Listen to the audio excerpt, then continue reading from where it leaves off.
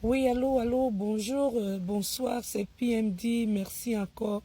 Je veux dire un grand merci à la population chrétienne et la population qui aime écouter la parole de Dieu. Aujourd'hui encore, je reviens avec, comme vous savez, le proverbe 21. Je dis comme vous savez parce que vous savez que je vous ai dit que le Seigneur m'a demandé de parler au peuple de Dieu, de lire les psaumes et les proverbes. Franchement, il y a vraiment beaucoup de secrets que nous ne connaissons pas et c'est à travers les psaumes et les proverbes que vous allez pouvoir aussi augmenter vraiment des astuces vraiment qui seront remarquantes. Vous allez voir un changement dans vos vies parce que vous allez utiliser les paroles des psaumes, les paroles des proverbes pour pouvoir demander à Dieu de rester fidèle à sa parole. Et vu que Dieu est un homme qui ne ment pas, vu que Dieu est une personne qui est toujours vraiment à l'écoute de ses enfants, je pense que si on applique la parole et puis on respecte les on respecte la parole et on l'applique. Hein. Quand je dis respecter, ça veut dire que quoi? Il faut qu'on change nos comportements, je vous assure. Il faut que chacun de nous essaie de dire que voilà, on ne peut pas dire qu'on n'est pas fait, on ne peut pas toujours accuser l'autre surtout. Alors, est-ce que vous avez déjà vécu dans une maison avec une personne qui adore les querelles? Je dis une personne qui vous fait que vous n'avez même pas envie de rentrer à la maison. Vous savez, dans la Bible, dans la Bible, vous allez lire au Proverbe 21, verset 9, on dit, mieux vaut habiter à l'angle d'un toit que de partager la demeure d'une femme querelleuse. Je sais que la Bible a mentionné femmes querelleuses, mais je vous assure, il y a des hommes querelleurs qui font en sorte que peut-être même quand ils entrent à la maison, tout le monde, les enfants, même là, tout le monde veut simplement aller dormir. C'est-à-dire quand on sent déjà que voilà, il a garé la voiture là-bas, ou bien qu'il est à la porte, chacun court seulement pour aller dormir. Ça ne devait pas être ainsi. Et effectivement, il y a aussi des femmes querelleuses, comme la Bible dit là. La Bible dit, mieux vaut habiter à l'angle d'un toit que de partager la demeure d'une femme querelleuse. Une femme querelleuse, vraiment, ça fait en sorte que le mari veut simplement rentrer uniquement pour dormir. Parce que ce sont des personnes à qui, quand tu demandes même seulement que s'il te plaît, passe-moi le verre d'eau qui est à côté de toi, ça lance un sujet qu'on n'avait même pas l'impression. Ce sont des personnes qui tu fais tout pour les faire plaisir. Ils vont te dire que peut-être tu as mis un peu trop de sel dans la marmite. Peut-être ils vont te dire que tu devais porter plus de telle couleur de vêtements à l'enfant. Peut-être ils vont te dire que voilà, peut même pas, quand tu te coiffes même seulement pour te dire voilà, tu es belle. Ou bien même la femme en question, même si son mari fait tout pour la faire plaisir, elle est toujours dans les discussions. Moi, je vais dire à quelqu'un, essayons de changer nos habitudes. On sait changer nos vêtements, mais ce n'est pas le vêtement qui fait l'homme.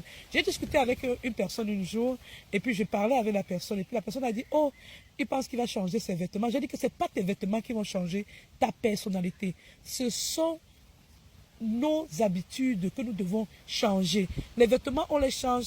Tu vas bien voir quelqu'un qui est habillé vraiment de façon, tu te dis waouh, waouh, waouh. Mais dès qu'on te fait vivre avec cette personne pour quelques minutes, simplement, tu as l'impression que le ciel est tombé sur la terre.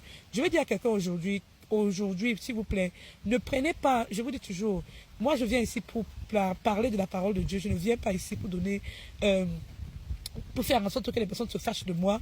Non, non, non. J'aimerais juste qu'on essaye d'accepter ce qu'on est et qu'on essaie de travailler sur nos comportements. Alors, je vais rapidement lire, comme vous le savez, je vais lire le Proverbe 21. On dit, et je vous dis toujours, achetez vos Bibles, pardon. S'il vous plaît, achetez vos Bibles. C'est important que chacun de nous essaie de voir comment il va présenter, ou bien elle va présenter un nouveau visage à notre Dieu, qui est le créateur du ciel et de la terre. Alors je vous en prie, achetez vos Bibles. Alors je vais lire sans plus tarder. On dit, le cœur du roi est un courant d'eau dans la main de l'Éternel. Il l'incline partout où il veut. Toi, ma soeur, toi, mon frère, même si tu as déjà eu à avoir marre de la personne avec qui tu aimes, peut-être c'est une personne de ta famille, peut-être c'est un ami, mais c'est une amie, peut-être c'est ton mari, peut-être c'est ta femme, et tu te rends compte que vos relations, vous n'arrivez même pas à communiquer.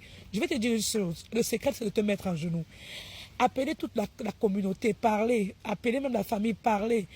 Même si vous faites 50 réunions, la seule personne qui peut incliner le cœur de cette personne-là, c'est Dieu. C'est pour cela que tu vas lire ici, je me permets de vous tutoyer, on dit le cœur du roi est un courant d'eau dans la main de l'Éternel. Il incline partout où il veut. C'est-à-dire que moi, je viens parler à une femme aujourd'hui. Moi, je viens parler à un homme aujourd'hui.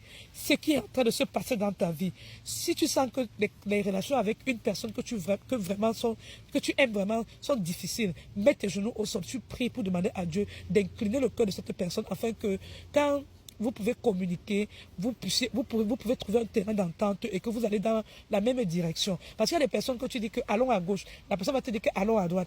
Alors qu'en allant à droite, ça va vous perdre le temps, ça va vous perdre l'énergie. Et après, la personne va te faire comprendre que tout chemin mène à Rome. Certainement, tout chemin peut mener à Rome, comme tu le dis, mais il y a des embuscades on aurait pu éviter et qui sont préférables d'éviter parce que parfois, il n'y a pas les ressources pour toujours aller. Je prends le cas, tu ne vas pas par exemple prendre une voiture, tu mets un carburant, tu mets ton carburant à plein. Tu commences à faire tout le tour de la ville alors que tu pouvais prendre un chemin qui était plus rapide et puis que cela t'amène. Combien de fois le navigateur nous amène sur des...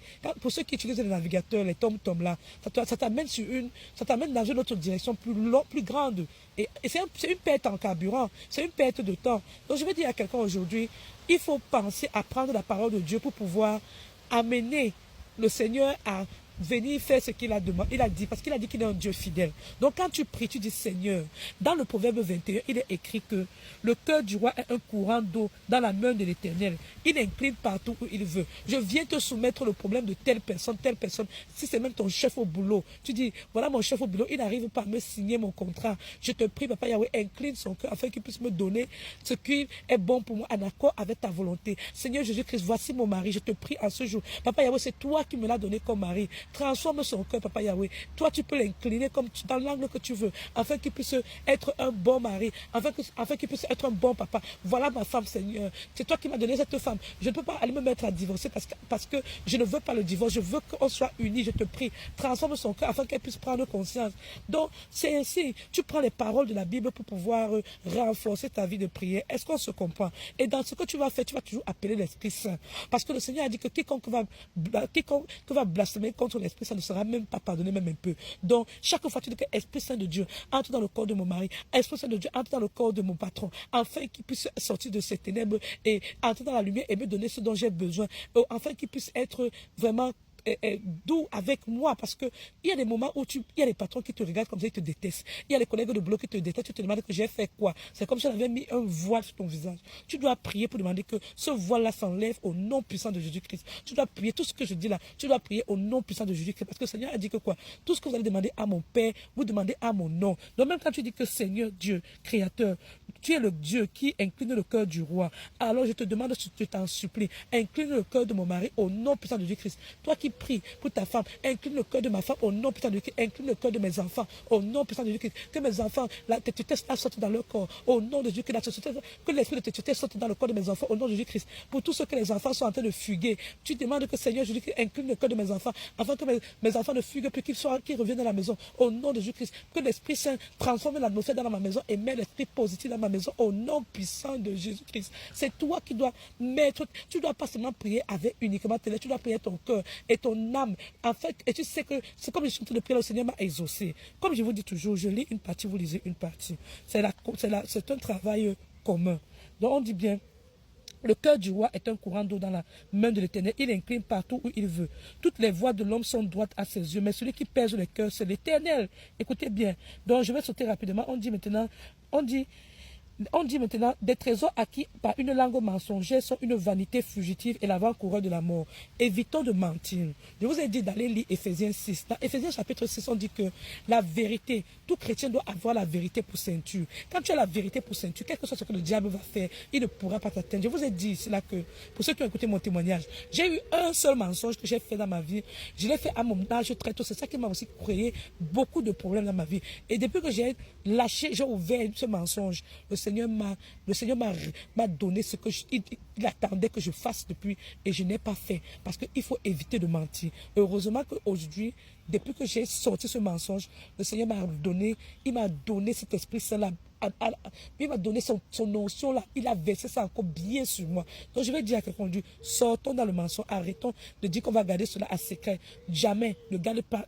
Parce que le Seigneur dit qu'il n'y a rien de caché qui ne sera découvert. Même si on va se moquer de toi, parle ce que tu dois parler et puis tu te libères. Au nom puissant de Jésus-Christ. Et je vais dire à quelqu'un, Continuez, on va continuer cette lecture parce que c'est important.